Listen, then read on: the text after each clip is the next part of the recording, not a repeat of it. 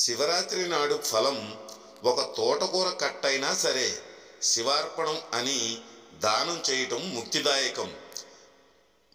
కలిగిన వారు వారి వారి శక్తి అనుసారం బంగారం, వెండి కుందులతో ఆవు నేతి దీపం వెలిగించి ఓ పండితునికి సమర్పిస్తే అజ్ఞానాంధకారం నశిస్తుందని పండితుల వాక్కు.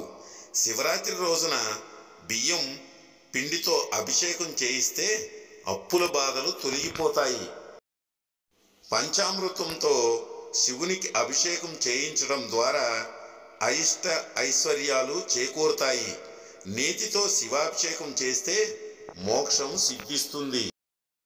శివరాత్రి రోజున శివుడికి ఇష్టమైన పుష్పాలతో పూజిస్తే 10 అశ్వమేధ యాగాలు చేసినంత పుణ్యఫలం దక్కుతుందని పురాణాలు వివరిస్తున్నాయి.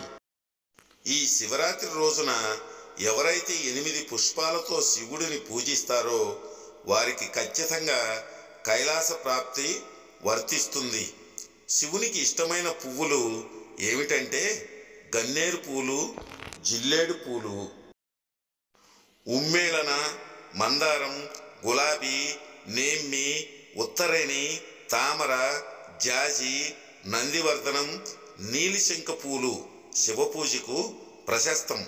పై వాటిలో ఏ రకమైన పుష్పాలతో శివుడిని పూజించినా ఆనందంతో స్వీకరిస్తానని సాక్షాత్తు పరమశివుడే ఉమాదేవికి చెప్పినట్టు పురాణ కథనం.